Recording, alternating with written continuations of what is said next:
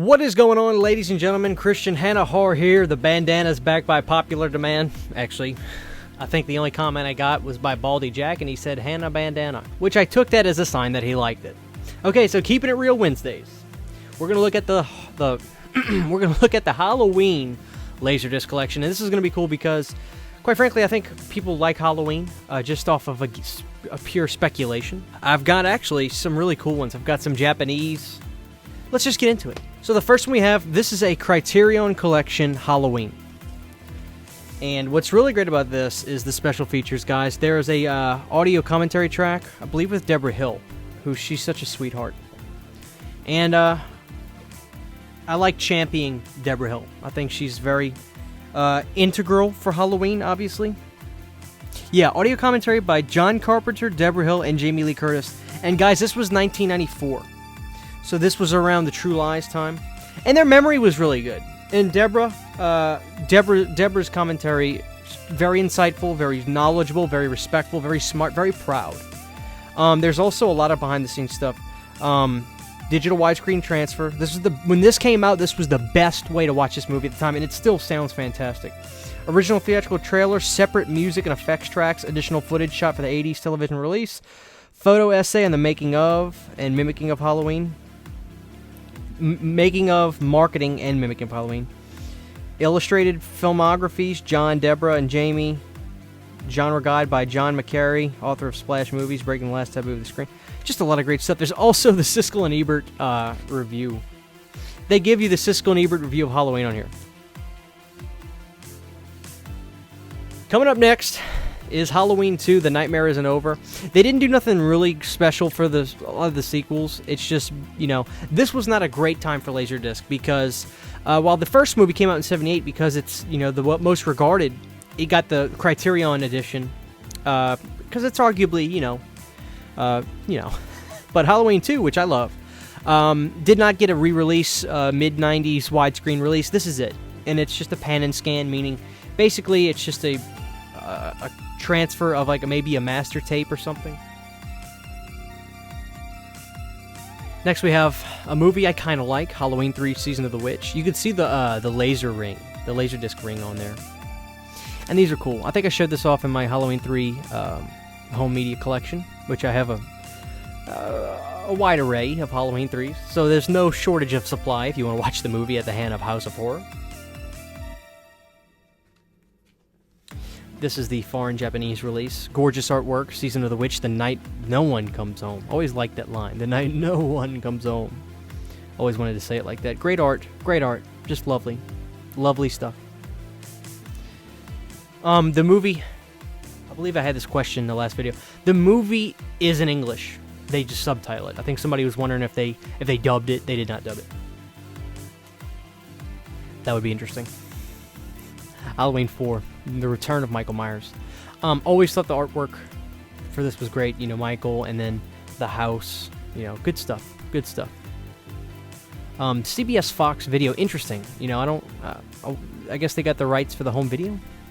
The Laserdisc looks good. It's a very good scan of the movie. Some of these are liable to laser rot, meaning the discs just start to look bad after a while, but fortunately I don't overplay these, and I take very good care of them, obviously in climate controlled. Halloween 5, The Revenge of Michael Myers, as if you didn't know what the title of the movie was. I'm just trying to sound nice and professional. So here we have the Halloween 5 Laserdisc, and on the back it's orange. I just like that they made the back completely orange. It just makes sense to, right? So, pretty cool pictures. There's Donald. It's covered up by... Somebody has a sticker on there, but it's covered up. Donald on top of Michael when he's chained up, Then you got a shot of Jamie, and then you have a shot of Michael. No special features. Like I said, the Criterion Halloween really got the treatment, if you will.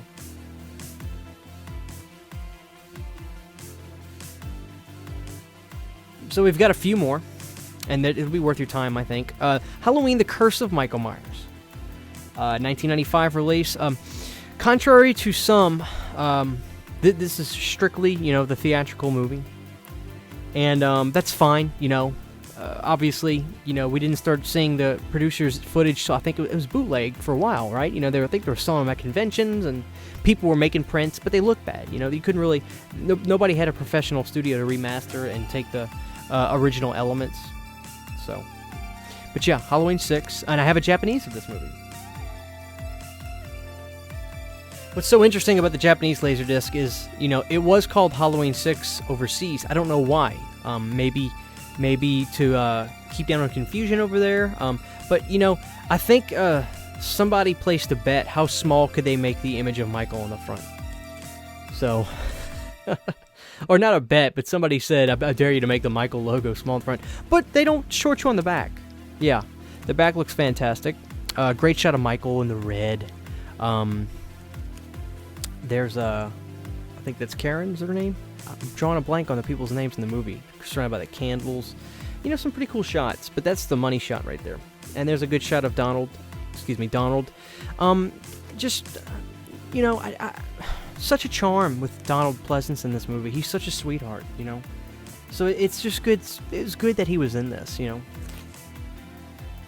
What's interesting about this is basically right at the tail end of the lifespan of Laserdisc. I think in America, it really died in '99. You know, I think there were some movies released in '99. If Culture Dog Sam Hatch watches this, he could really tell you more. I'm a Laserdisc fan, but I don't really study much. I'm just a fan. I like records, so naturally.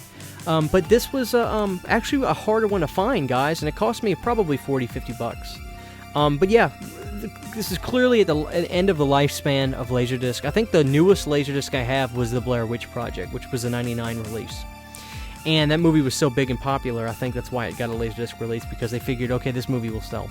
But yeah, really cool late Laserdisc in the lifespan of Laserdisc. DVD was taken over, or really coming into rich people's homes at this time. So there it is, guys, the Halloween Laserdisc collection. Yeah, I don't know what else to say. I love my Laserdisc collection. I'm very proud of it.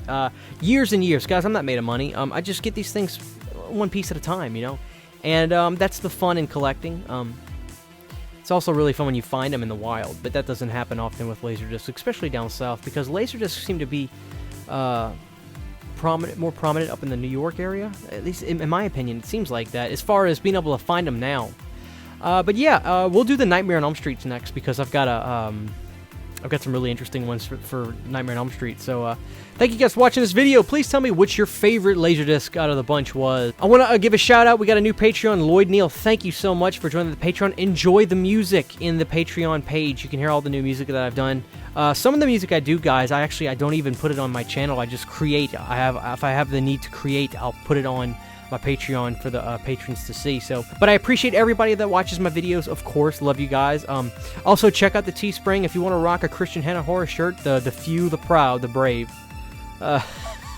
Thank you guys for watching this video. Get ready for some really cool videos coming up this weekend. See you guys next time.